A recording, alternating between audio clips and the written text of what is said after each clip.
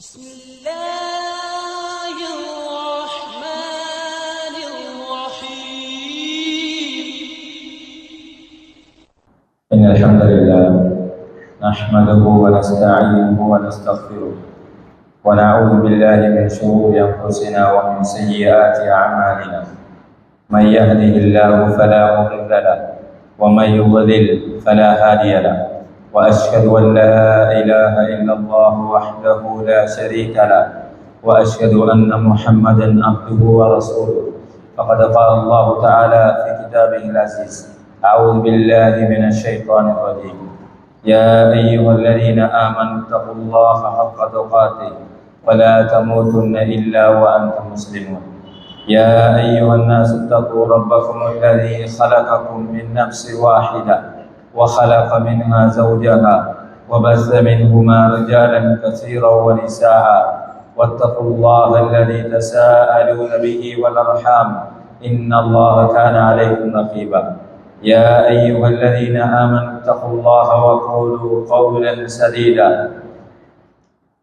يصلح لكم أعمالكم ويغفر لكم ذنوبكم ومن يطع الله ورسوله فقد فاز فوزا عظيما أما بعد فإن أصدق الحديث كتاب الله وخير الحديث حديث محمد صلى الله عليه وسلم وشر الأمور محدثاتها وكل محدثة بدعة وكل بدعة ضلالة وكل ضلالة في النار சர்வ புகழும் புகழ்ச்சியும் இந்த உலகத்தை படைத்து பரிபாலித்துக் கொண்டிருக்கின்ற ஏகவல்லோன் அல்லாஹு ஜல்ல சுப்ஹானஹு வ தஆலா ஒருவனுக்கே உரித்தாகட்டும். அவனுடைய இறுதி தூதர் முஹம்மது முஸ்தபா ஸல்லல்லாஹு அலைஹி வஸல்லம் அவர்கள் மீதும் அவர்களுடைய மார்க்கத்தை பின்பற்றி வாழ்ந்த அவர்களுடைய உத்தம தோழர்கள் தாபியீன்கள் தாபியீன்கள் இன்று வரைக்கும் இந்த மார்க்கத்தை உயிரை விடவும் மேலாக நேசித்து வாழ்ந்து கொண்டிருக்கக்கூடிய அனைத்து நல்லடியார்கள் மீது உண்டாகட்டுமாக. எல்லா சந்தர்ப்பங்களிலும் அல்லாஹ்வை மாத்திரம் பயந்து தக்வாவோடு வாழ வேண்டும் என்றும் அல்லாஹ்வும் அவனுடைய தூதர் ஸல்லல்லாஹு அலைஹி வஸல்லம் அவர்களும் எவற்றை எல்லாம் ஏவி இருக்கிறார்களோ அவற்றை முடியமான வரைக்கும் எடுத்து வாழ வேண்டும் என்றும் எவற்றை எல்லாம் தடை செய்திருக்கிறார்களோ அவற்றிலிருந்து முற்றுமுழுதாக விலகி வாழ வேண்டும் என்றும் எனக்கும் உங்களுக்கும் இந்த அருமையான தினத்தை நினைவூட்டிக் கொள்கிறேன். அன்புக்குரிய இஸ்லாமிய சகோதரர்களே, அல்லாஹ்வின் நல்லடியார்களே, இந்த சமுதாயத்தில் 3 வகையான மனிதர்களை பார்க்கலாம். அதிலே முதலாவது அல்லாஹுவை ஈமான் கொண்டு அவனுக்கு கட்டுப்பட்டு விசுவாசமாக வாழக்கூடிய அல்லாஹ்வினுடைய நல்லடியார்கள், இறை விசுவாசிகள். இரண்டாவது வகையினர் அல்லாஹுவை ஈமான் கொள்ளாது அவனை நிராகரித்து அவனை வணங்குவதற்கு பதிலாக வேறு கடவுள்களை வணங்கிக் கொண்டிருக்கின்ற காஃபிர்கள், முஷ்ரிக்குகள் என்று இரண்டாவது வகையினரை அடையாளப்படுத்தனர். மூன்றாவது முஸ்லிம் காஃபிர் என்ற வகைக்கு அப்பாற்பட்டு முனாஃபிக் என்ற இடத்தில் இருக்கக்கூடியவர்கள்,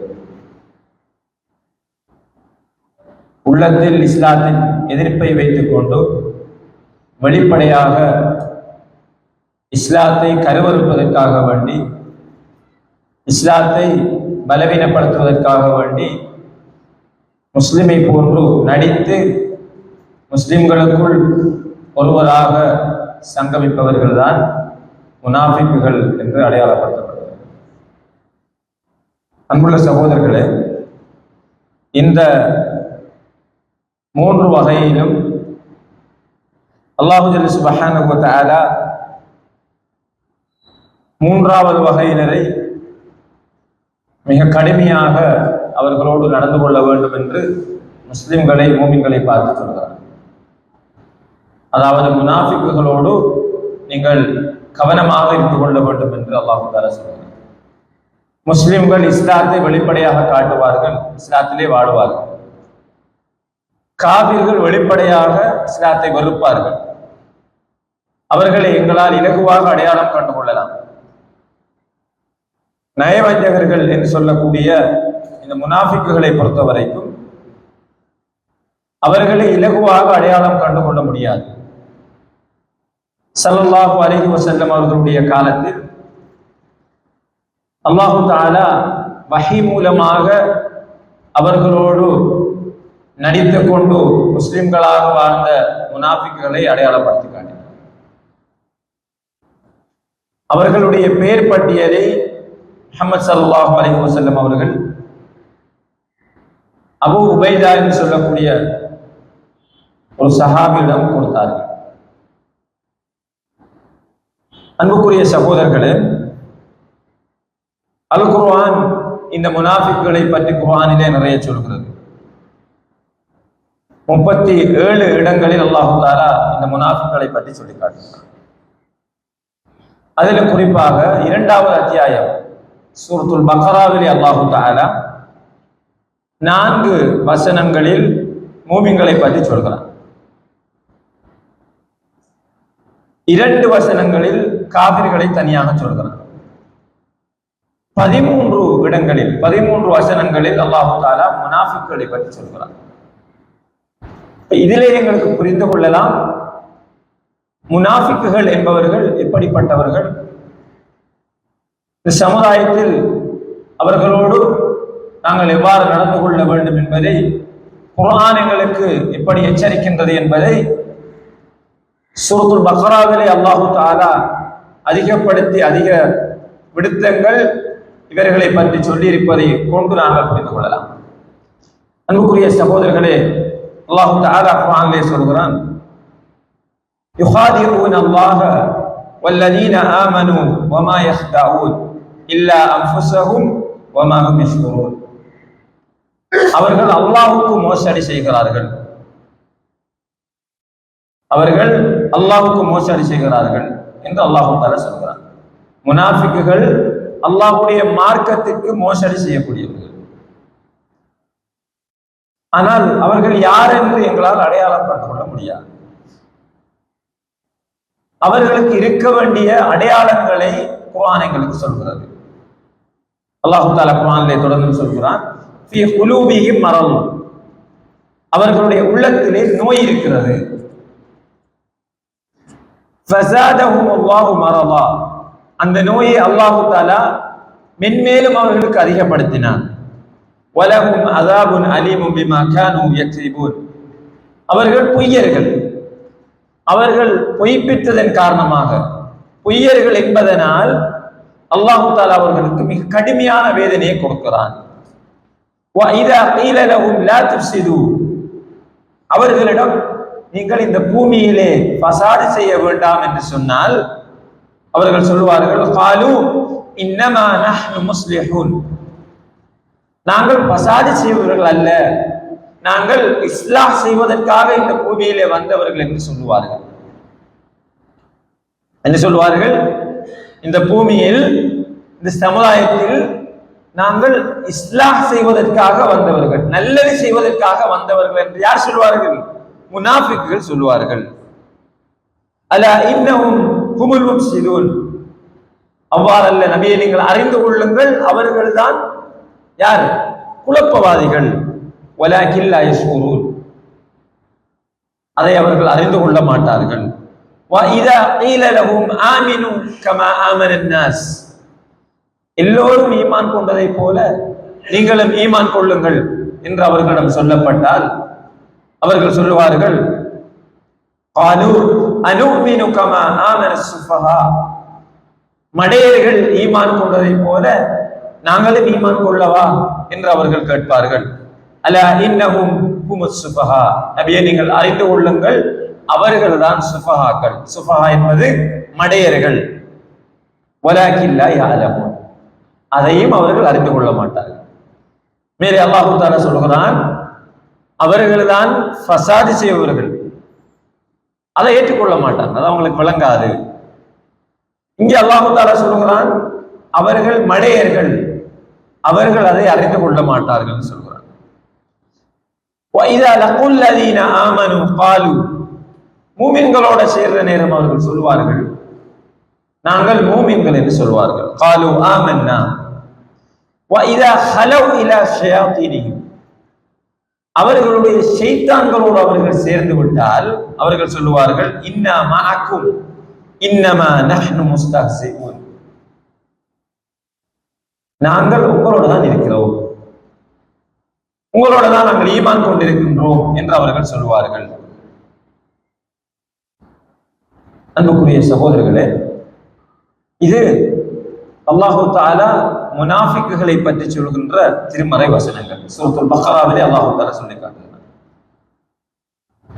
முனாஃபிக்குகள் இன்னார்தான் என்று குர்ஆன் பெயர் சொல்லி கூறாவிட்டாலும் அவர்களுடைய அடையாளங்களை அல் குர்ஆன் எங்களுக்கு சொல்லி காட்டுகிறது. அவருடைய உள்ளத்தில் நோய் இருக்கும், அந்த நோய் மென்மேலும் அவர்களுக்கு அதிகரிக்கும். பூமியில் குழப்பத்தை உண்டு பண்ணிக்கொண்டு தங்களை நல்லவர்கள் என்று சொல்லுவார்கள்.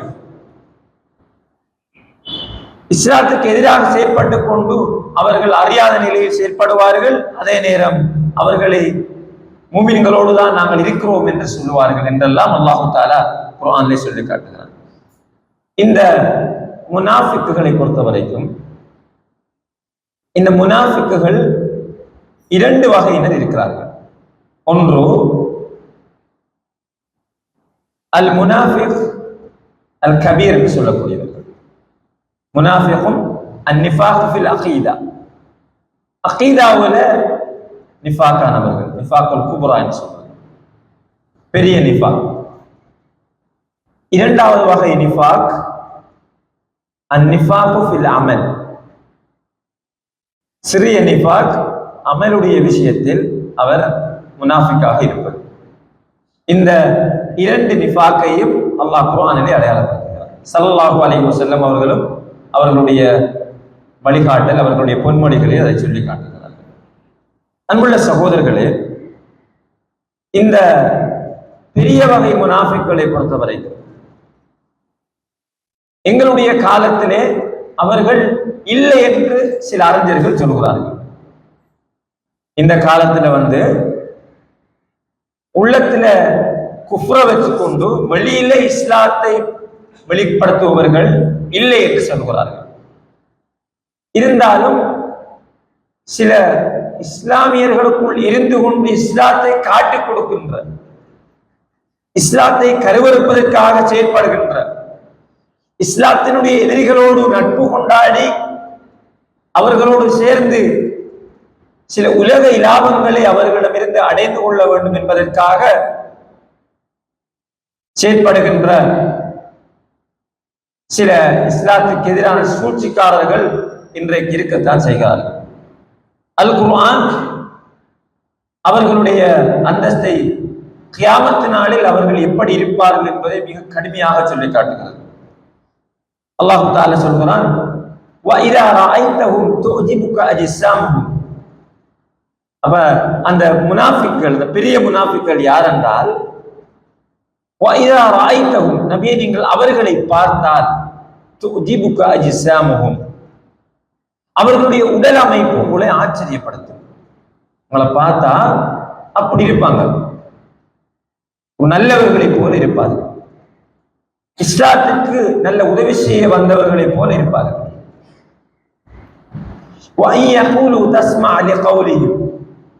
அவங்க பேசினா, இந்த முனாஃபிக்குகள் பேசினாங்கன்னா நீங்க அப்படியே செவிதாழ்த்தி கேட்டுக்கொண்டிருப்பீங்க. அப்படி ஒரு சிஹரியத்தான பேச்சு பேசுவாங்க. அவங்களோட பேச்சுல நீங்க கவரப்படுவீர்கள். அவங்களோட பேச்சை பார்த்தால் ஒரு பெரிய ஒரு இபாதத் ஆபிதை போல அவர்கள் பேசுவார்கள். பெரிய தக்வாதாரியை போல அவர்களுடைய பேச்சு அமைந்திருக்கும். கஅன்னஹும் குஷுபும் முஸன்னதா, அவர்கள் யார் என்றால் ஒரு நாட்டி வைக்கப்பட்ட ஒரு மரத்தை போல இருப்பார்கள். யஹ்சபூன குல்ல ஸைஹத்தின் அலைஹிம், இந்த சமுதாயத்திலிருந்து வரக்கூடிய எல்லா குரல்களும் அவர்களுக்கு எதிரானது என்றே அவர்கள் நினைப்பார்கள். எல்லாத்தையுமே கெட்டதாக பார்ப்பார்கள். ஹுமுல் அது, அவர்கள்தான் உங்களுடைய எதிரிகள். ஃபஹ்தருஹும், அவர்களுடைய விவகாரத்தில் நீங்கள் எச்சரிக்கையாக இருந்து கொள்ளுங்கள். காத்தலஹும் அல்லாஹ், அல்லாஹ் தஆலா அவர்களை அழித்து விடுவானாக என்று அல்லாஹ் தஆலா அல் குர்ஆனிலே சூரத்துல் முனாஃபிகூன் என்ற அத்தியாயத்தினுடைய 4வது வசனத்திலே சொல்லி காட்டுகிறார். அப்ப இது அவர்களுடைய அடையாளங்கள். இது முனாஃபிக்களுடைய அவர்களுடைய வகையில் பெரிய முனாஃபிக்களை பற்றி அல்லாஹ் குர்ஆனிலே சொல்கிறார். வலா துஸல்லி அஹதிம் மாத அபதா, அவர்களில் மரணித்தவர்களுக்கு நபியே நீங்கள் ஜனாசா தொழுகை தொழுவிக்காதீங்க என்று அல்லாஹ் தஆலா குர்ஆனிலே சொல்கிறார். யாருக்கு? இந்த முனாஃபிக்குகள் மரணித்தால் அவர்களுக்கு நீங்கள் ஜனாசா தொழுகை நடத்த வேண்டாம் என்று அல்லாஹ் தஆலா சொல்கிறார். அந்த அளவுக்கு மிக கடுமையானவர்கள் தான் இந்த முனாஃபிக்குகள். அன்புள்ள சகோதரர்களே, இந்த முனாஃபிக்குகளுக்கு கியாமத் நாளில் என்ன தண்டனை தெரியும்? அல்லாஹ் தஆலா குர்ஆனிலே 4வது அத்தியாயம் சூரத்துன் நிசா என்ற அத்தியாயத்தினுடைய 45வது வசனத்திலே சொல்கிறான், இன்னல் முனாஃபிகீன ஃபி தர்கில் அஸ்ஃபலி மினன் நார்.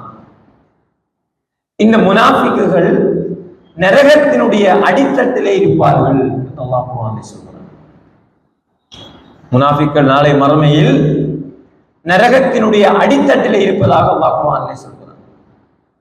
அன்புள்ள சகோதரர்களே, இது மிக டேஞ்சரான ஒரு கூட்டம் தான் இந்த அக்கீதாவுடைய விஷயத்தில் முனாஃபிக்காக இருப்பவர்கள். அதாவது உள்ளத்துல குஃப்ர வச்சு கொண்டு முஸ்லிம்களோட ஒன்றர கலந்து வாழக்கூடிய நடிகர்கள், முஸ்லிம் மாதிரி நடிக்கிறவங்க. 2வது வகை முனாஃபிக்கள் யார் என்றால் அல் முனாஃபிகுல் அஸ்கர், சிறிய வகை முனாஃபிக்குகள். நிஃபாகும் ஃபில் அமல் என்று சொல்லலாம். அமலுடைய விஷயத்துல நயவஞ்சகத்தனமாக நடந்து கொள்ளக்கூடியவர்கள். எங்களுக்கு தெரியும், ரசூல் ஸல்லல்லாஹு அலைஹி வஸல்லம் அவர்கள் 3 அடையாளங்களை ஆயத்துல் முனாஃபிக் என்று சொன்னார்கள்.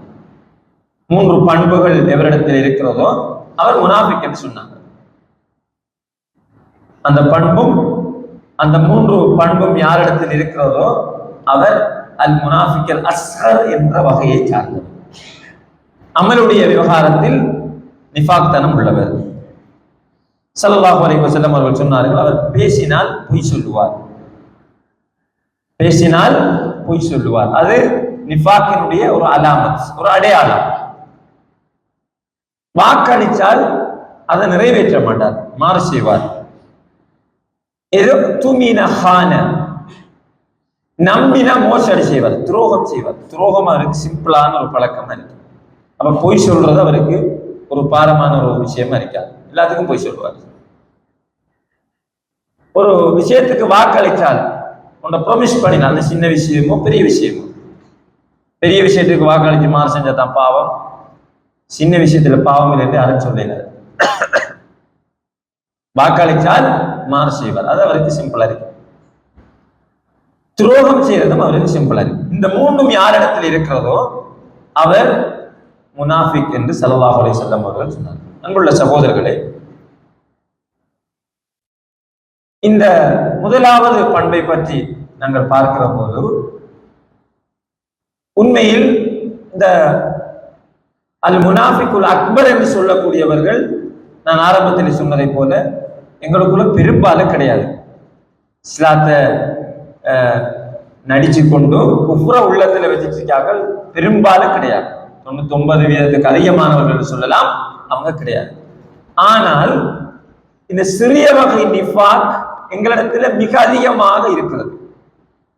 சில பொழுதுகளில் நல்ல தொழுகையாளிகளாக, மஸ்ஜிதுகளோடு தொடர்புடையவர்களாக, இபாதத்துக்களோடு மிக ஒன்றர கலந்தவர்களாக நாங்கள் இருந்த போதும் அந்த நிஃபாக்கினுடைய அடையாளங்கள், மேலே சொன்ன 3 குணமும் எங்களிடத்தில் அவ்வப்போது வந்து போகிறது. இது பெரும்பாலும் யாரும் இதுக்கு விதிவிலக்கு இல்லை என்று சொல்லக்கூடிய அளவுக்கு இந்த நிஃபாக்கினுடைய அடையாளங்கள் எங்களிடத்திலே காணப்படுவதுதான் மிக வேதனைக்குரிய ஒரு விஷயம். அதனுடைய அடையாளங்களை பாருங்க. பொய். ரசூல் ஸல்லல்லாஹு அலைஹி வஸல்லம் அவர்கள் சொன்னார்கள், பேசினால் பொய் சொல்லுவார். அல்லாஹ் முனாஃபிக்களை பத்தி சூரத்துல் முனாஃபிக்குன்ல 1வது அத்தியாயம், அந்த அத்தியாயத்தினுடைய பேரே முனாஃபிக்குன் தான். அந்த முனாஃபிக 3லேயும் சூரா இருக்கிறது. சூரத்துல் முஃமினூன் இருக்கு, காஃபிரூன் இருக்கு, முனாஃபிக்குன் இருக்கு. இந்த 3 சூறாவை எடுத்து வாசிச்சு பாருங்க. இதா ஜாஅக்கல் முனாஃபிகூன காலூ நஷ்ஹது இன்னக லரசூலுல்லாஹ்.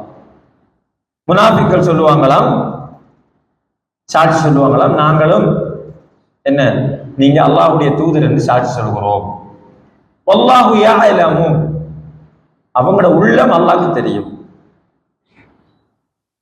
வல்லாஹு யஷ்ஹது இன்னல் முனாஃபிகீன லகாதிபூன், அல்லாஹ் சாட்சி சொல்கிறான் இந்த முனாஃபிக்குகள் பொய்யர்கள் என்று அல்லாஹ் தஆலா சொல்கிறான். அப்ப இந்த பொய் சொல்லுவது, இந்த பண்பு ஏன் சொல்லப்படுகின்றது என்றால் இன்னொருத்தரை நினைச்சு பார்ப்பதற்காக அல்ல. இப்ப முனாஃபிக்களுடைய பண்புகளை சொல்ற நேரம் பெரும்பாலும் எங்களுக்கு பழக்கப்பட்டதெல்லாம் இன்னொருத்தரை நினைச்சு பார்க்கிறது. நான் ஹுத்பா ஓதுவது முதலாவதாக எனக்கு என்னிடத்தில் இந்த பண்பு இருக்கிறதா, அப்ப இதை கேட்கிற போது இன்னொரு சகோதரரை எங்களை மனசில நினைக்கிறத விட இந்த பொய் சொல்றது ஏதாவது ஒரு சந்தர்ப்பத்தில் எங்களுடைய வாழ்க்கையில அவ்வப்போது வந்து போவதை நான் பார்க்கிறேன். சில பொய் அனுமதிக்கப்பட்டிருக்கிறது. உதாரணமாக சகோதரர்களே, 2 சகோதரர்கள் ஒருவருக்கு ஒருவர் முரண்பாட்டு சண்டை பிடிச்சு கொள்றாங்க. இவங்களுக்கு இடையில ஒரு இஸ்லாஹ நாங்கள் ஏற்படுத்த வேண்டும், 2 பேருக்கு இடையில ஒற்றுமையை ஏற்படுத்த வேண்டும். அதற்காக நாங்க பொய் சொல்றதுதான் அந்த இடத்துல மார்க்கம். ஆனால் இன்றைக்கு அந்த இடத்துலதான் நாங்க நிறைய உண்மை சொல்றோம். அவர் உங்களை பத்தி இப்படி சொன்னது, இவர் உங்களை பத்தி அப்படி சொன்னது, அது வேறு ஒரு கேட்டகரிக்குள்ள வந்து சேருது. நம்மாம் என்ற கோல் சொல்லுதல் என்ற ஒரு வகைக்குள்ள அது வந்து சேருது. ஸல்லல்லாஹு அலைஹி வஸல்லம் அவர்கள் சொன்னார்கள், லா யதுகுல் ஜன்னத நம்மாம், இந்த கோல் சொல்றவன் சொர்க்கம் போகவே இயலாதுன்னு சொன்னார்கள். அப்ப ஏதாவது ஒரு அடிப்படையில நாங்க என்ன செய்யறோம், பொய் சொல்லியே ஆகணும். அப்ப இந்த பொய் சொல்ற நேரம் எங்க உள்ளத்துல ஞாபகம் வரணும், இது நிஃபாக்கினுடைய ஒரு அடையாளம் என்பது எங்க உள்ளத்தில் ஞாபகம் வரும். அப்ப நான் மேலே சொன்ன இந்த நல்ல விஷயத்துக்காக என்ன செய்யலாம், ஒருத்தர் பொய் சொல்லலாம், 2 பேரை சேர்த்து வைக்கிறதுக்காக, ஒரு குழுவில் ஒற்றுமை ஏற்படுத்துறதுக்காக, அந்த விஷயங்களுக்காக இனி உண்மை சொல்லி ஏறாத ஒரு கட்டம் வருது, வேற வழி இல்லை. ஒரு பொய் சொன்னாதான் அந்த இடத்துல ஒரு சமாதான வருமாக இருந்தால், அந்த பொய்யினால் இன்னொருத்தர் அல்லது இன்னொரு சமூகம் பாதிக்கப்பட மாட்டாது என்பது எங்களுக்கு உறுதியாகிவிட்டால் அந்த இடத்துல நாங்கள் ஒரு பொய்யை சொல்லலாம். உதாரணமாக 2 பேர் சண்டை பிடிச்சிட்டு இருக்கிறாங்க. ஒருத்தர் சொல்றார், அவர் என்ன பத்தி மிக கடுமையாக இப்படி எல்லாம் மற்றவங்கள்ட்ட பேசிக் கொண்டிருக்கிறார் என்று சொல்றார். நாங்க என்ன செய்யறோம், அந்த 2வது தரப்பிட்ட போய் அவர் அப்படியெல்லாம் பேசலையா, அதை இப்படித்தான் நம்ம அதை பொய்யை சொல்லி அவர் பேசலன்னு நாங்க சொல்றோம். இந்த எங்களுக்கு நன்மை இருக்குது இல்லை. ஏனென்றால் குர்ஆனில் அல்லாஹ் தஆலா சொல்கிறான், ஃபஅஸ்லிஹு பைன அஹவைக்கும், உங்களுடைய சகோதரர்களுக்கு மத்தியில் நீங்கள் இஸ்லாஹை ஏற்படுத்தி வையுங்கள் என்று அல்லாஹ் தஆலா எங்களுக்கு அதை எச்சரிக்கை செய்கிறான். அன்புள்ள சகோதரர்களே, எனவே அந்த இடத்துல நாங்க பொய் சொல்லலாம். இது தவிர்ந்த வியாபாரத்துல பொய், ஒரு விஷயத்தை ஒருத்தரை நம்ப வைக்கிறதுக்காக, ஏமாத்துறதுக்காக பொய் சொல்றது, நாங்க ஒரு தவறு செஞ்சிட்டோம் அந்த தவறை சரியென்று நிரூபிப்பதற்காக பொய் சொல்றது, எங்களுடைய தன்மானத்தை பாதுகாத்துக் கொள்ள வேண்டும், எங்களோட ஈகோ, எங்களுடைய மானம் போயிடப்படாது என்பதற்காக பொய் சொல்றது, அல்லது இன்னொரு சகோதரரை அவமானப்படுத்த வேண்டும் என்பதற்காக பொய் சொல்வது, இன்னொரு சகோதரரை கொச்சைப்படுத்த வேண்டும் என்பதற்காக பொய் சொல்றது, அல்லது ஒரு சகோதரர் மீது நாங்கள் ஒரு குற்றம் சாட்டி விட்டோம், அது அவதூறாக இருக்கலாம், அதை நிரூபிக்கிறதுக்காக திரும்ப திரும்ப பொய் சொல்றது. இந்த பொய் எல்லாம் எங்களோட வாழ்க்கையில் அப்பப்போ வந்து போகும்.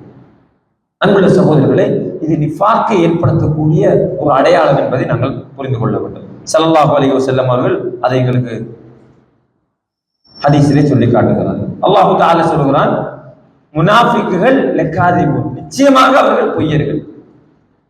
பொய் தான் சொல்லுவாங்க முனாஃபிக்குகள், சின்ன விஷயத்துக்கெல்லாம் பொய் சொல்லுவாங்க என்று அல்லாஹ் தஆலா சொல்கிறார். அன்புள்ள சகோதரர்களே, 2வது 3வது பண்புகளை நாங்கள் பார்த்தால், முனாஃபிக்களுடைய பண்புகளை பார்த்தால், இதா வஅத அஹ்லஃப, வாக்களித்தால் மாறு செய்வார்கள். சுப்ஹானல்லாஹ், எங்களுடைய வாழ்க்கையிலே பொய்யை விட மிக அதிகமாக இருக்கிற ஒரு பண்பு தான் இது, வாக்களிச்சுட்டு மாறு செய்வது. சிலரிடத்தில் நிறைய பெரிய வாக்குறுதியெல்லாம் கொடுத்துட்டு மாறு செய்வாங்க. அதுல சிலர் பெரும்பாலும் பொருளாதார விஷயத்துல, கொடுக்கல் வாங்கலுடைய விஷயத்துல நிறைய மாறு செய்வாங்க. ஒருத்தர் கடன் வாங்குவாங்க, அந்த கடனை இத்தனாம் தேதி தாரணும்னு சொல்லுவாங்க. அதை கொடுத்து கொள்ள இல்லாம ஒரு நிலைமை வரும். இஸ்லாம் இந்த கடன் என்ற ஒரு பகுதியை மிகப்பெரிய ஒரு குர்ஆன் வசனத்தில் எங்களுக்கு வழங்கப்படுது. ஸல்லல்லாஹு அலைஹி வஸல்லம் அவர்கள் இதை நிறைய ஹதீஸில் சொல்லி இருக்கிறார்கள். கடன் என்ற ஒரு பகுதியை ஒருத்தர் நாங்கள் கடன் வாங்குற ஒரு திகதியை சொல்லி இத்தனாம் தேதி நான் தாரேன்னு சொல்லி வாங்குறோம். அந்த டேட்டுக்கு உண்மையா எங்களால் கொடுக்க இல்லாத ஒரு சந்தர்ப்பம் வரை இது மனுஷனுக்கு வார ஒரு விஷயம். எல்லாரும் அதுல 100% சுத்தமா இருக்கிறது இல்லை. ஏதாவது ஒரு பிரச்சனை எங்களுக்கு வரும், அதை முன்கூட்டியே உண்மையான ஒரு காரணத்தை சொல்லி அவரிடம் அதற்கான ஒரு ஒரு டேட்டை நாம சொல்றது, அது எங்களை இந்த வாக்கு மீறல் என்ற பண்பிலிருந்து தூரமாகும். நாங்க ப்ராமிஸ் பண்ணி விஷயத்தை மீறத்தவ சில நேரம் நாங்க டேட் வைக்கிறதுனால சில சங்கடங்கள் எங்களுக்கு வரலாம், வெக்கம் வரலாம், அவர் எங்களுக்கு ஏதாவது ஒரு ஏற்றி சொல்லலாம். எப்படி சொன்னாலும் அந்த சங்கடத்தை விட அந்த வாக்கு மீறுகின்றது மிகப்பெரிய ஒரு பாவம்.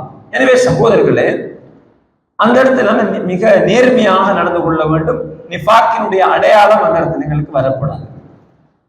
இந்த கடனுடைய விஷயத்தில் ஒரு வேறொரு பகுதி என்றாலும் ஞாபகப்படுத்தி விட்டு அடுத்த விஷயத்துக்கு செல்லாமல் நினைக்கிறேன். அன்புள்ள சகோதரர்களே, கடனுடைய விஷயத்தில் எங்கள்கிட்ட இருந்து கடன் வாங்குறாங்களுக்கு சில நேரம் எங்களுக்கு அதே டைம்ல தர இயலாத ஒரு நிலைமை இருக்கு. அதுக்காக நாங்க கால அவகாசம் கொடுக்கிறது மிகப்பெரிய ஒரு நன்மையான ஒரு விஷயம். சமயோசிதமாக சிலர் இருக்கிறார்கள், அவங்களோட நிலைமைய அவங்களோட பின்னணிய வேறு பகுதிகளில் இருந்து புரிஞ்சு கொண்டு அவங்களாகவே அந்த காலத்தை நீட்டி கொடுப்பாங்க. அதுக்கு நிறைய நன்மைக்கு சொல்லுங்கள், அது விஷயம் வரும்.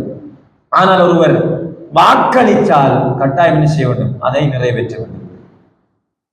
ஒருத்தட்ட சொல்றது, நான் இத்தனை மணிக்கு உங்கள்கிட்ட இந்த இடத்துல வாரேன், என்ன வெயிட் பண்ணிக்கிறீங்க அப்படின்னு சொன்னால் அந்த டைமுக்கு போறது. இது எங்களோட வாழ்க்கையில் அது ஒரு சிம்பிளாக கடந்து போற ஒரு விஷயம் இருக்கலாம். ஆனால் இது ஒரு நிஃபாக்கினுடைய ஒரு அடையாளம். நிஃபாக்ன்றதை நாங்கள் சாதாரணமாக பார்த்து விடக்கூடாது. வியாபாரத்தில் நிறைய வாக்களிக்கிறோம், கொடுக்கல் வாங்கல நிறைய வாக்களிக்கிறோம், திருமண ஒப்பந்தங்கள்ல நிறைய வாக்களிக்கிறோம். சில நேரம் அந்த மாமனார் சொல்லியிருப்பார், உங்களுக்கான சீதனத்தை நான் என்ன கல்யாணம் முடிச்சதுக்கு பிறகு ஒரு 2 மாதத்தால 10 லட்சம் பேலன்ஸிக்கு அதை தாரன் அல்லது இந்த காணி எளி தாரன்னு சொன்னால் அதை நிறைவேற்றி விடப்பட்டில்லை. ஏனென்றால் ஒருவர் பாவத்திற்காக வாக்களித்தால் அதை நிறைவேற்ற தேவையில்லை. அது விஷயம் வேற. நல்ல விஷயங்களுக்காக ஒருவர் வாக்களித்தால் அதை என்ன செய்யணும், கட்டாயம் நிறைவேற்ற வேண்டும். 3வது பண்பு அன்புக்குரிய சகோதரர்களே, இது துமின ஹான, நம்பினா மோசடி செய்யறது. ரெண்டுமே கிட்டத்தட்ட ஒன்றரை கலந்த 2 பண்புகளாகும். வாக்களிச்ச மாற செய்யறதும் நம்பின மோசடி செய்யறது, நம்பிக்கை துரோகம் செய்யறது. இந்த நம்பிக்கை துரோகம் என்பது மிக மோசமான ஒரு பழக்கம். ஒருத்தர் எங்களோட பேசிக் கொண்டிருப்பார், அவரை நம்பிடுவோம் நாங்கள், எங்களோட மிச்ச நேசமாக இருக்கிறார். இது முனாஃபிக்கள் ஒரு பண்பு. மணக்கும் என்று முனாஃபிக்கள் சொல்லுவார்கள், நான் உங்களோட தானே இருக்கிறோம். சில உறவுகள் எங்களுக்கு இருக்கும் சகோதரர்கள், எங்களோட மிச்ச நட்பா இருப்பாங்க, எங்களோட நல்லா பழகுவாங்க, எங்களுடைய ரகசியமான செய்திகளை எங்களிடம் இருந்து கேட்டறிந்து கொள்வார்கள். அதை சொல்ல மாட்டாங்க. எங்களோட நல்லறிக்கிற வரைக்கும் அந்த விஷயத்தை சொல்ல மாட்டாங்க. நான் சொல்ற இந்த பண்பு நீங்க எல்லாருமே கற்பனை பண்ணி பார்க்கலாம், நிறைய பேர்ட்டு இருக்கு. எங்களோட நல்லறிக்கிற வரைக்கும் மிச்ச நாணயமாக இருப்பார்கள். எப்போது எங்களை எதிர்க்கிறார்களோ, எப்போது எங்களோடு பகைத்துக் கொள்கிறார்களோ அல்லது எங்களோடு கோபப்பட்டுக் கொள்கிறார்களோ, அப்போதிலிருந்து எங்களுடைய இரகசியங்களை ஒரு பகடிக்காயாக பயன்படுத்துகின்ற துரோகிகளை இந்த சமுதாயத்திலே பார்க்கிறோம். நட்புகளுக்குள்ள பார்க்கிறோம், சொந்தங்களுக்குள்ள பார்க்கிறோம், ஏன் சில கணவன் மனைவிகளுக்குள்ள கூட பார்க்கிறோம். சுப்ஹானல்லாஹ், கணவன் மனைவியாக வாழ்கிறார்கள். ஒரு பிரச்சனை பிரிஞ்சு போயிட்டால் அந்த மனைவியால் அது கணவனை கூப்பிட்டு விசாரிச்சார் சகோதரர்களே, அவங்க 2 பேர் ஒருத்தரை பத்தி சொல்ற அவங்கள்ட்ட என்ன கெட்ட விஷயம் எல்லாம் இருக்குமோ, என்ன அந்த கணவனை பத்தி உள்ள ரகசியம் எல்லாம் இருக்குமோ, அது எல்லாத்தையுமே எப்படி சொல்றது? இது மிக மோசமான ஒரு பழக்கம். ஒரு ஜனாசாவை குளிப்பாட்ட போறது. அந்த ஜனாசா ஒரு நோய்வாய்ப்பட்ட ஒரு ஜனாசா வரைக்கும் ஏதாவது ஒரு இடத்துல ஆபரேட் பண்ணிருப்பாங்க. அந்த ஜனாசாவில் உள்ள குறைபாடுகளை போய் வெளியில ஷேர் பண்றதுக்கு முந்தைய ஒரு டைட்டில் ஒன்று போடுவாங்க. என்னென்றால் இதை ஒருத்தட்டையும் சொல்லப்படாது, இருந்தாலும் உங்கள்கிட்ட சொல்றேன்னு சொல்லித்தான் எல்லாத்தையும் சொல்றது. இதெல்லாம் நடைமுறையில வார சில உதாரணங்கள். ஜனாசாவை குளிப்பாட்டிட்டு போய் அந்த குறையை சொல்றது. இதுக்குத்தான் சகோதரர்களே, எங்கட ஒருத்தர் மௌத்தானால், எங்கட வாப்பி மௌத்தானால் எங்களுக்கு குளிப்பாட்ட தெரியாது. யாரோ ஒருத்தர் குளிப்பாட்டுவார், நாங்க ஒரு ஊரான் மாதிரி தள்ளி நின்று பார்த்து கொண்டிருக்கோம். அவர் யாருன்றே தெரியாது, இதுக்கு முந்தி சந்திச்சிருக்கவும் மாட்டோம், பழகிருக்க மாட்டோம். ஆனா அவர் மௌத்தானத்துக்கு பின்னால் அவருடைய சொத்துக்களை வராசத் கொண்டாடுவதற்காக நாங்க எல்லாரும் நான் சொந்தம், நான் மாமா, நான் சாச்சாண்டு போட்டி போட்டு கொண்டு வருவார்கள். ஜனாசா வீட்டுல போற சாப்பாட்டை எங்களுக்கு தரல என்று நிறைய பேர் குறை சொல்லுவார்கள். ஆனா குளிப்பாட்டுறதுக்கு வாங்க கூப்பிட்டா நிறைய பேர் வரமாட்டாங்க.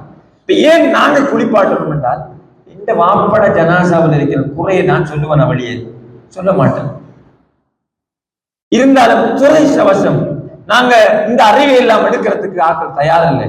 ஜனாசா குளிப்பாட்டுற பழகிறதுக்கு வாங்க மஸ்ஜித்ல கூப்பிட்டால் இந்த ஊர் வரணும், ஆனா வாரல்ல.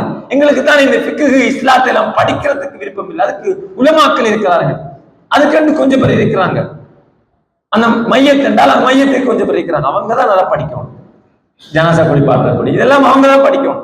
எங்களுக்கு நாங்க அதுக்கெல்லாம் ரெடி இல்லை, அதுக்கு ஆட்கள் இருக்கிறேன் எந்த ஒரு மனநிலையில் நாங்கள் வாழணும். எங்களுக்கு அந்த ஹுக்குமுகளை அந்த ஃபிக்ஹுகளை படிக்கிறதுக்கு நாங்க ரெடி இல்லை, அதுக்கு டைமும் இல்லை. எங்களுக்கு நிறைய நைட் மேட்ச் பார்க்க போறதுக்கு டைம் இருக்கு, நிறைய வீணான விஷயங்களுக்கு டைம் இருக்கும், இதுக்கெல்லாம் எங்களுக்கு டைம் இருக்காது. அங்குள்ள சகோதரர்களே, எனவே எங்களுடைய ஜனாசாக்களுடைய குறைகளை மறைக்கிறதுக்கு நாங்க தான் தகுதி. அதை இன்னொருத்தரை கூப்பிட்டு விடாதீங்க, அவங்க எங்களுக்கு நம்பிக்கை இல்லை. சில நேரம் அந்த குளிப்பாட்டுறவங்களை பத்தி நாங்க நிறைய ஒரு பிழையான விமர்சனங்களோடு இருப்போம். ஆனா ஜனாசா குளிப்பாடுறதுக்கு அவங்களோட நாங்க நல்ல உறவு பாராட்டி வந்துருப்போம். எனவே இந்த துரோகம் என்பது முனாஃபிக்களுடைய மிக முக்கியமான ஒரு பண்பு. இந்த துரோகம் நாங்கள் இந்த உலகத்திலே செஞ்சால் சகோதரர்களே, அதனுடைய மறுபிம்பம் இந்த உலகத்திலே அல்லாஹ் எங்களுக்கு தருவார். அதனுடைய மறுபிம்பத்தை இந்த உலகத்தில் அல்லாஹ் தருவார். அல்லாஹ் குர்ஆனில் சொல்கிறான், அவர்களும் சூழ்ச்சி செய்கிறார்கள், அல்லாஹ்வும் சூழ்ச்சி செய்கிறான். வல்லாஹு கைருல் மாக்கிரீன். இந்த சூழ்ச்சி செய்யறதுல, துரோகம் செய்யறதுல, இந்த மக்கள் செய்யறதுல மிகவும் சிறந்தவன் அல்லாஹ் தான். இந்த நம்பிக்கை யாருக்கு இருக்கிறோ அவன் துரோகத்தை பயன்படுத்தும். கடைசி வரைக்கும் ஒருவருடைய ரகசியத்தை நான் வெளியே சொல்ல மாட்டேன், அந்த நம்பிக்கையை நாங்கள் பாதுகாக்கணும். ஒரு முஸ்லிமுடைய குறைய இன்னொருத்த போய் சொல்லி அதிலே இன்பம் காண்கின்ற மிக கெட்ட பழக்கம் எங்களிடத்தில் வந்துவிடக் கூடாது என்பதில் நாங்கள் மிக உறுதியாக இருக்க வேண்டும். எனவேதான் அன்புள்ள சகோதரர்களே, இந்த துரோகம் என்பது முனாஃபிக்களுடைய மிக முக்கியமான ஒரு பண்பு. இன்னும் சில பண்புகளை ஸல்லல்லாஹு அலைஹி வஸல்லம் அவர்கள் சொல்லாத சில அடையாளங்களை, சில பண்புகளை குர்ஆன் எங்களுக்கு சொல்கிறது. உதாரணமாக பாருங்க சகோதரர்களே, சிலர் சொல்லுக்கும் செயலுக்கும் இடையில முரண்பாடு. ஒன்று சொல்லுவாங்க, செய்ய மாட்டாங்க. அல்லாஹ் குர்ஆனிலே கேட்கிறான், அத்தஅமுரூன الناس بالبر وتنسون انفسكم وانتم تتلون الكتاب افلا تعقلون. நீங்க நன்மையை மக்களுக்கு ஏவுகிறீர்கள், உங்களோட மறந்துட்டீங்க. உங்களோட பேச்சுக்கும், உங்களோட பயானுக்கும், உங்களோட நசீகத்துக்கும், உங்களோட அமலுக்கும் இடையில நிறைய வேறுபாடு இருக்கிறது. இது நிஃபாக்கினுடைய ஒரு அடையாளம் என்று அல்லாஹ் ஜல்ல சுப்ஹானஹு வ தஆலா குர்ஆனிலே சொல்லி காட்டுகிறார். அதே மாதிரி சகோதரர்களே, எங்களோட ஈமானுக்கும் செயலுக்கும் இடையில வித்தியாசம் இருக்கிறது, முரண்பாடு இருக்கிறது. எங்களுடைய ஈமான் எங்களுடைய உள்ளத்தில் இருந்தால் இன்ன இன்ன அமல்கள் எங்களுடைய ஜவாரிஹல் மூலமாக, எங்களுடைய அமல்கள், எங்களுடைய செயல்கள் மூலமாக வரும் என்று ஸல்லல்லாஹு அலைஹி வஸல்லம் சொன்னார். அப்ப அந்த விஷயம் வராது. உதாரணமாக ஸல்லல்லாஹு அலைஹி வஸல்லம் அவர்கள் சொன்னார்கள் ஒரு முறை, வல்லாஹி லா யுமினு, நிச்சயமாக ஒருவர் மூமினாக மாட்டார், அவர் மூமினாக இயலாது. வல்லாஹி லா யுமினு, வல்லாஹி லா யுமினு, 3 தடவைகள் அவர் மூமினாக முடியாது என்று சொன்னார்கள். கீல மன் யா ரசூலல்லாஹ், அல்லாஹ்வுடைய தூதரே அவர் யார் என்று சஹாபாக்கள் கேட்டார்கள். قال الذي لا يأمن جاره بواعقه. யார் ஒருவர் மூலமாக அவருடைய அண்டை வீட்டார் பாதுகாப்பு பெறவில்லையோ அவர் ஈமான் கொள்ளவில்லை என்று ஸல்லல்லாஹு அலைஹி வஸல்லம் அவர்கள் சொன்னார்கள். அப்ப ஈமானுக்கும் செயலுக்கும் இடையில முரண்பாடு வாரதும் இந்த நிஃபாக்கினுடைய அடையாளம் என்று ஸல்லல்லாஹு அலைஹி வஸல்லம் அவர்கள் சொன்னார்கள். அதே போன்று அன்புள்ள சகோதரர்களே, பகட்டுக்காக ஒரு விஷயத்தை செய்யறது அல்லது சோம்பரித்தனமாக ஒரு விஷயத்தை செய்யறது அல்லது மத்தாக்களுக்கு காட்ட வேண்டும் என்பதற்காக செய்யறது, இதுவும் நிஃபாக்கினுடைய ஒரு அடையாளம். உங்களுக்கு தெரியும், அடிக்கடி உங்களுக்கு நினைவூட்டப்படுகின்ற சூரத்துல் மாஊனுடைய குர்ஆன் வசனம், வயலுல் லில் முஸல்லீன், தொழுகையாளர்கள் அவர்களுக்கு கேடுதான், அல்லதீன ஹும் அன் ஸலாத்திஹிம் சாஹூன், தொழுகையில் எப்படி இருப்பாங்க? சாஹூன்களாக இருப்பார்கள். தொழுகை அவங்களுக்கு கஷ்டம் இருக்கும், தொழுகை அவங்களுக்கு கஷ்டம் இருக்கும். இதை நாங்கள் ஏற்றுக்கொள்ள பழகணும். இதை நாங்கள் எப்படி ஏற்றுக்கொள்ளணும் என்றால், நாங்க நல்ல டைம் பார நேரம், உதாரணமாக நாங்க பள்ளிக்கு இருக்கிறோம், இக்காம சொல்லுவது தொழுவாரம், நாங்க முடிவெடுக்கப்படாது அல்ஹம்துலில்லாஹ், நான் டைமுக்கு தொழுவது. நாங்க நல்ல வியாபாரத்துல பிஸியா இருக்கிறோம், ஏதாவது ஒரு தொழில பிஸியா இருக்கிறோம், ஏதாவது ஒரு முக்கியமான ஒரு விஷயத்துல பிஸியா இருக்கிறோம், இந்த உலக விஷயங்கள்ல கொஞ்சம் பிஸியா ஆகிட்டோம். அந்த டைம்ல வாங்க சொல்லுது எங்களுக்கு தொழுக கஷ்டமாக இருந்தால் வேற ஒன்றும் தவிர நாங்க நினைக்கிறோம் என்கிட்ட நிஃபாக்தனம் இருக்கு, என்கிட்ட நிஃபாக்தனம் இருக்கு. நாங்க சொல்றோம் அப்படியான தொழுகையில ஒரு சோம்பரித்தனத்தை வச்சுக்கொண்டு நாங்க இன்னொருத்தர் எங்களுக்கு ஏதாவது ஒரு மோசடி செஞ்சா சொல்றோம் அவர்கிட்ட நிறைய முனாஃபிக்தனம் இருக்குன்னு சொல்றோம். இப்படி சொல்றோம் நாங்க, அவன்கிட்ட நிறைய முனாஃபிக்தனம் இருக்கு. அன்றைக்கு அவர் சுப தொழுது இருக்க மாட்டார். சுப தொழு யாருக்கு பாரம்பரிக்கும்? முனாஃபிக்கு. அசல் தொழு யாருக்கு பாரம்பரிக்கும்? முனாஃபிக்கு. அந்த நாள்ல அவர் அசல் தொழுது இருக்க மாட்டார். அவர் சொல்லுவார் இன்னொருத்தர நிறைய முனாஃபிக்தனம் இருக்குன்னு சொல்லுவார். அவர் விளங்கி வச்சுட்டு இருக்கிற இந்த வாக்களிச்சா மாறு செஞ்சா மட்டும்தான் முனாஃபிக்தனம் இருக்கு. எனவேதான் இஸ்லாமியங்களுக்கு சொல்லுகிறது, இந்த பகட்டு, ஒரு ஒப்புக்காக செய்யறது, சோம்பரித்தனமாக செய்யறது, இது எல்லாமே நிஃபாக்கினுடைய அடையாளம். அல்லாஹ் தஆலா குர்ஆனிலே சொல்கிறான், இன்னல் முனாஃபிகூன யுகாதிஊன அல்லாஹ் வ ஹுவ காதிஊஹும், முனாஃபிக்கள் அல்லாஹ்வுக்கு மோசடி செய்வதாக நினைக்கிறார்கள், இல்லை அவர்கள் அவர்களுக்கே மோசடி செய்கிறார்கள். வ இதா காமு இலா ஸலாத்தி காமு குஸாலா, தொழுகைக்காக அவர்கள் எழுந்தால் கஸ்லான்களாக இருப்பார்கள். யுராஊன அன்னாஸ், ஒரு பகட்டுக்காக என்ன செய்வார்கள்? அவர்கள் தொழுவார்கள் என்று அல்லாஹ் தஆலா சொல்கிறார். அன்புள்ள சகோதரர்களே, இந்த அடையாளங்களை எங்களுடைய வாழ்க்கையில அவ்வப்போது நாங்கள் பார்க்கிற போது மற்றவங்கள்ல நாங்க எங்களோட வாழ்க்கையில இந்த அடையாளங்களை புரிஞ்சு கொள்ற நேரம் உடனடியாக வெளிப்படைந்து என்கிட்ட நிஃபாக்தனம் இருக்கு, இந்த நிஃபாக்கோட நான் மௌத்தாகலாமா? மௌத்தாக இயலாது. எனவே இந்த நிஃபாக்கை நான் என்னிடமிருந்து களைய வேண்டும், இந்த பண்புகளை என்னிடமிருந்து நான் களைய வேண்டும் என்று நாங்கள் முயற்சி செய்ய வேண்டும். அதற்காக எல்லாமே அல்லாஹ் சுப்ஹானஹு வ தஆலா நம் அனைவருக்கு தௌஃபீக் செய்வானாக. வ ஆகிரு தஅவானா அல்ஹம்துலில்லாஹி ரப்பில் ஆலமீன்.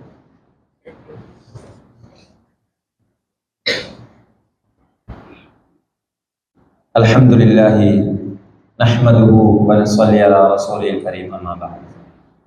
அன்புள்ள சகோதரர்களே, இந்த நிஃபாக் என்பது இஸ்லாத்தினுடைய பார்வையில் மிக கடுமையான ஒரு பாவம். நிறைய பெரும்பாவங்களை உள்ளடக்கிய ஒன்றுதான் நிஃபாக் என்றது. பொய் சொல்றது பெரும்பாவம், ஏமாத்துறது, பிறருக்கு அநியாயம் செய்யறது, தொழுகையில சோம்பரித்தனம் காட்டுறது, இஸ்லாத்திலிருந்து நடிக்கிறது, இது எல்லாமே பெரும்பாவம். இந்த பெரும்பாவங்களுடைய தொகுதியை உள்ளடக்கிய ஒரு பண்பு தான் இந்த நிஃபாக். சில நேரம் இந்த பண்புகள்ல ஒன்று எங்கள்கிட்ட இருக்கும், சில நேரம் எல்லாம் இருக்கும். பெரும்பாலும் இந்த பண்புகள்ல ஒன்று வந்துட்டா மற்ற எல்லாம் ஆட்டோமேட்டிக்கா வருது. பொய் சொல்றது வந்துட்டா வாக்குமுறை வரும், துரோகம் வரும், நடிப்பு வரும், சோம்பரித்தனம் வரும். இது அப்படியே நாளடைவில் எங்களை கொண்டு போய் பெரிய நிஃபாக்குக்குள்ள கொண்டு போய் விட்டுற ஒரு சந்தர்ப்பம் கூட வரலாம். அல்லாஹ் தஆலா எங்களை பாதுகாக்கணும். அன்புள்ள சகோதரர்களே, அல்லாஹ் சுப்ஹானஹு வ தஆலா இன்னொரு பண்பையும் குர்ஆன்ல சொல்றான் பாருங்க. சமாதானம் செய்யற ஆட்கள் மாதிரி இருப்பாங்க பார்க்கறதுக்கு, ஆனா குழப்பம் விளைவிப்பாங்க. வெளிப்படையா எப்படி இருப்பாங்க என்றால் இந்த சமுதாயத்தை சீர்திருத்த வந்தவர்கள் போல இருப்பார்கள். ஆனா அவர்கள் தான் பெரிய குழப்பவாதிகள். அல்லாஹ் குர்ஆன்ல சொல்றான், மேலே ஓதி காட்டிய குர்ஆன் வசனத்திலே, வஇதா கீல லஹும் லா துஃப்ஸிது, நீங்க ஏன் ஃபசாத் செய்றீங்க, சமூகத்தில் இருந்து கொண்டு சமூகத்தை ஏன் குழப்புறீங்கன்னு கேட்டால், காலு இன்னமா நஹ்னு முஸ்லிஹூன், இல்ல நாங்க குழப்பலையே, நாங்க நல்லதானே சொல்றோம் என்று சொல்லுவார்கள். அல்லாஹ் என்ன சொல்றான், அதா இன்னஹும் ஹுமுல் முஃப்ஸிதூன், இல்ல அவர்கள் குழப்பவாதிகள் சொல்றாங்க. அப்ப சமூகத்தில் இஸ்லாஹ் செய்யற மாதிரியே வருவாங்க. சிலர் நாங்க இன்னைக்கு பார்க்கலாம், நாங்க பிரச்சனை படுத்தல, நாங்க சமாதானத்துக்கு தான் பாரம் என்ற ஒரு சமாதான கோணத்துல வந்து அந்த சமுதாயத்தில் நிறைய பிரச்சனைகள் உண்டு பண்ணுவாங்க. குடும்பத்துக்குள்ள பிரச்சனை, குழுக்களுக்குள்ள பிரச்சனை, பள்ளிகளுக்குள்ள பிரச்சனை, மஹல்லாக்குள்ள பிரச்சனை, இப்படி நிறைய குழப்பம் விளைவிப்பார்கள். இவர்களும் என்ன நிஃபாக்கினுடைய ஒரு அடையாளத்தில் இருக்கிறாங்க என்று அல்லாஹ் தஆலா சொல்றார். அதே போன்று அன்புள்ள சகோதரர்களே, இன்னொருத்தர துன்பத்தை கண்டு இன்பம் அடைவார்கள். குர்ஆன்ல அல்லாஹ் தஆலா சொல்றான், வ இன் துஸிபுக ஹஸனத்துன் தஸ்ஊஹு, நபியே உங்களுக்கு ஒரு நலவு நடந்து விட்டால் அவங்களோட முகம் அப்படியே மாறி கவலைப்படுறாங்க. அவங்க வ இன் துஸிபுக முஸீபத்துன் யகூலு கத் அഖذنا அம்ரனா மின் கப்லு, அவர்கள் உங்களுக்கு ஒரு தீங்கு நடந்த சொல்றாங்க, நம்ம உங்களுக்கு சொன்னதானே என்று சொல்லுவாங்க. அப்ப எங்களுக்கு ஒரு நலவு நடந்தா அவங்களால பொறுத்து கொள்ளலாம். இன்னைக்கும் நல்லது செய்கிற ஆட்களை வெறுக்கிற ஒரு சாரார் காலம் இருந்து தான் இருக்காங்க. இதுல யாரும் விதிவிலக்கு இல்லை. ஒரு ஜமாத் நல்லா போனா அதை தாங்கி கொள்ளையில கால் கொண்டது.